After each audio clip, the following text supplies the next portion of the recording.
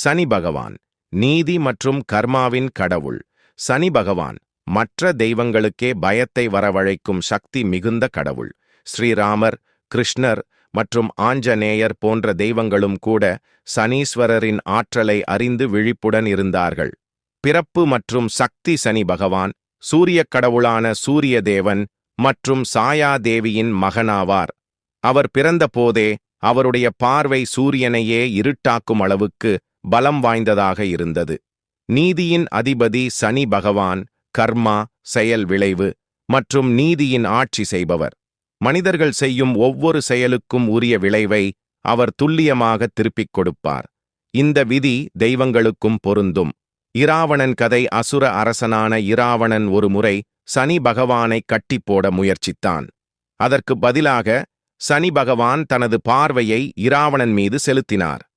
அதன் விளைவாக இராவணனின் பொற்குலமான லங்கையில் பல குழப்பங்கள் மற்றும் அழிவு ஏற்படத் தொடங்கியது.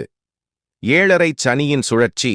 சனி பகவானின் 7.5 ஆண்டு சுழற்சி, 7.5 சனி, மிகவும் கடுமையானதாக கருதப்படுவதால் இது தெய்வங்களுக்கே பயத்தை ஏற்படுத்தும். ஆஞ்சநேயர் கூட தன்னை பாதுகாத்துக் கொள்ள விழிப்புடன் இருந்ததாக கூறப்படுகிறது. வாகனம். நீதி வழங்குவதில் பொறுமையும் காலமும் அவசியம் என்பதை குறிக்கும் விதமாக சனி பகவான் மெதுவாக நகரும் காக்கையை தனது வாகனமாகக் கொண்டுள்ளார். தாக்கம். சனி பகவான் சனி கிரகத்தின் தெய்வீக வடிவமாவார். மனிதர்களின் விதி மற்றும் வாழ்க்கைத் தேர்வுகளில் இவருடைய தாக்கம் மிக அதிகமாக உள்ளது. சனி பகவானை மகிழ்விக்கும் எளிய பரிகாரங்கள். சனி பகவானின் அருளையும் பாதுகாப்பையும் பெற சில எளிய வழிகள் கீழே கொடுக்கப்பட்டுள்ளன. சனிக்கிழமை வழிபாடு. சனிக்கிழமைகளில் கருப்பு எள் மற்றும் நல்லெண்ணெய் அல்லது கடுகு எண்ணெய் வைத்து விளக்கேற்றி வழிபடுவது மிகவும் நல்லது. உணவளித்தல். கருப்பு நாய் அல்லது காக்கைக்கு தவறாமல் உணவளிப்பது விரைவாக சனி பகவானின் ஆசீர்வாதத்தை பெற்றுத்தரும். பாதுகாப்பு.